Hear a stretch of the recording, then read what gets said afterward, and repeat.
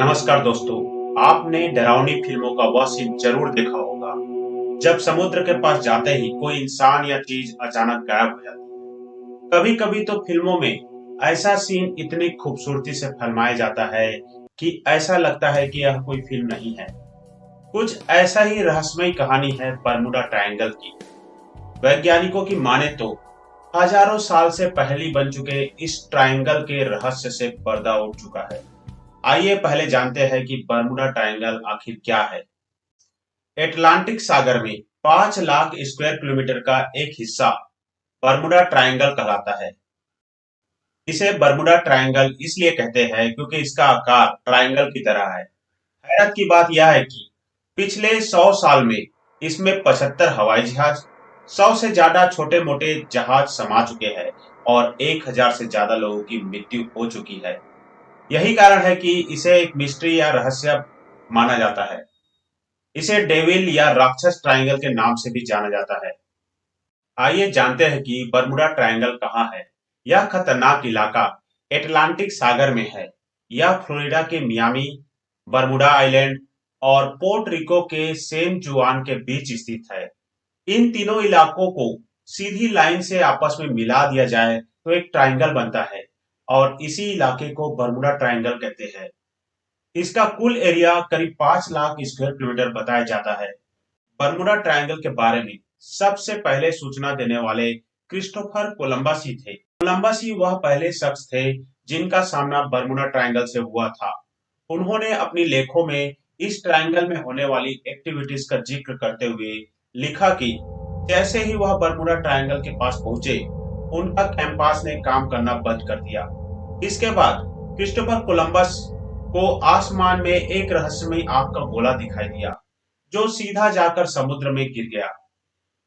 Atlantic महासागर के Bermuda triangle के इस भाग में जहाजों और एरोप्लेन की गायब होने की घटनाओं के बारे में ऐसा कहा जाता है कि बर्मुडा ट्रायंगल के इस क्षेत्र में जब कोई जहाज या प्लेन जाता है तो उसका रेडार और कैंपास जैसे उपकरण काम करना बंद कर देते हैं, जिसकी वजह से उनका दुनिया से संपर्क टूट जाता है और वे अपने मार्ग से भटक जाते हैं।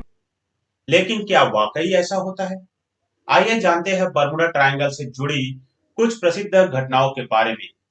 अमेरिकी नौसेना के 5 बम वर्षक विमानों ने 5 दिसंबर 1945 को लेफ्टिनेंट चार्ल्स टेलर्स के नेतृत्व में 14 लोगों के साथ बर्मुडा ट्रायंगल से उड़ान भरी थी, लेकिन ये सभी लोग कभी वापस नहीं आए। उनकी तलाश और बचाव के लिए 13 व्यक्ति चालक दल के साथ एक बीपीएम मैरिनर हवाई जहाज को भेजा गया, लेकिन वह भी गायब हो गया।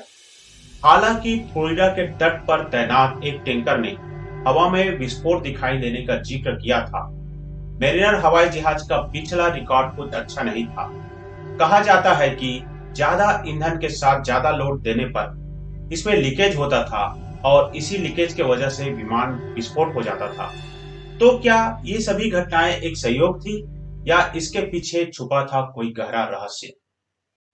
28 दिसंबर 1948 को कैप्टन रॉबर्ट लिंडक्विस्ट ने DC-3 वायुयान से सैन जुआन पोर्ट रिको से मियामी फ्लोरिडा के लिए उड़ान भरी थी। उन्होंने मियामी से 50 मील दूर होने पर एक रेडियो संकेत भेजा और विमान उतारने के लिए निर्देश मांगे। मियामी नियंत्रण कक्ष ने उन्हें निर्देश दिए और लेकिन मियामी नियंत्रण कक्ष को उसके प्रति उत्तर या फीडबैक में कोई निर्देश प्राप्त नहीं हुआ। इसके पश्चात विमान लापता हो गया और उसका कोई सुराग नहीं मिला। उस दिन मौसम रिपोर्ट के अनुसार मौसम साफ था और रेडियो संकेतों में कोई समस्या नहीं थी। प्रथम विश्व युद्ध के दौरान जलयान USS साइक्लोप्स 9 जनवरी 1918 तक संयुक्त राष्ट्र अमेरिका के पूर्वी समुद्री तट की रक्षा के लिए तैनात था। यह जलयान को दक्षिण अटलांटिक महासागर में स्थित ब्राजील में ब्रिटिश जलयानों को ईंधन आपूर्ति के लिए जाना था। 16 फरवरी को यह जलयान रियो डी जेनेरो से निकला और 3 से 4 मार्च को बारबाडोस में कुछ समय के लिए रुका। इसके पश्चात उसने अपनी यात्रा जारी रखी, लेकिन बारबाडोस से निकलने के बाद इस जलयान की कोई जानकारी नहीं मिली। यह जलयान लापता हो गया और इसके 306 यात्री और कर्मी बिना किसी सुराग छोड़े तब लापता हो गए। एसएस मैरीन सल्फर क्वीन पिघला हुआ सल्फर ले जाने वाला एक जहाज 1963 में फ्लोरिडा के दक्षिण तट से गायब हो गया। टैंकर के चालक दल 39 लोगों का समूह था, जिनमें न तो लोगों का पता चला न ही मलबों का। इस शिप की बनावट ही ऐसी थी कि इसमें किसी भी प्रकार के जंग लगने या भार पाने से यह टूट जाती। इसके अलावा इसमें आग लगने की भी बहुत संभावनाएं थी। बर्मुडा ट्रायंगल की घटनाओं के पीछे क्या कारण है, इसको लेकर कई थ्योरी बनाई गई है। कुछ लोग एलियंस पर आरोप लगाते हैं। उनका मानना है कि एलियंस आए हैं और इन जहाजों को लेकर गए हैं।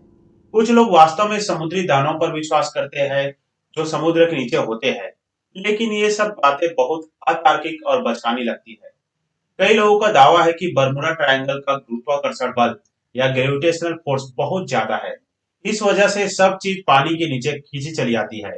हालांकि आज के वक्त में बर्मुडा ट्रायंगल से होकर कई जहाज गुजरते हैं, मगर एक भी गायब नहीं होता। कुछ नए सिद्धांत के अनुसार बर्मुडा ट्रायंगल के ऊपर का बादल हवाई बम की तरह होते हैं, जो जहाज और विमान के मलबे का कारण बनता है। रेडार सैटेलाइट इमेजरी का उपयोग करके अजीब हेक्सागोनल आकार के बादलों की खोज की गई, जो 20 से 50 मील चौड़े थे। ये हेक्सागोनल बादल सबसे पहले शनि ग्रह के ऊपर देखा गया था। बर्मुडा ट्रायंगल में बेहद भारी चीजों को अपनी ओर खींच कर लेने की ताकत इन हेक्सागोनल बादलों की वजह से आती है। यह बादल एयर बम बनाते हैं, यानी हवा में बम ब्लास्ट जैसी ताकत पैदा करते हैं। इसके साथ बर्मुडा ट्रायंगल में 273 किलोमीटर प्रति घंटे की रफ्तार से हवाएं बहती है। ये हवाएं और बादल आपस में मिलकर जब जहाज और एरोप्लेन से टकराते हैं, तो उन्हें खींचकर समुद्र के तल पर ले जाते हैं। बर्मुडा ट्रायंगल में बनने वाला फोर्स समुद्र के पानी से टकराता है, इससे सुनामी से ज्यादा ऊंची लहरें पैदा होती है।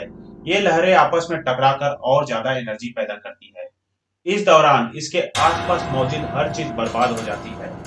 वैज्ञानिकों का मानना है कि बर्मुडा ट्रायंगल अटलांटिक महासागर का एक ऐसा हिस्सा है जहां पर समुद्र ज्यादा गहरा नहीं है। और एक सबसे महत्वपूर्ण कारण है कि अटलांटिक महासागर के नीचे बहुत छोटे छोटे सक्रिय ज्वालामुखी स्थित है।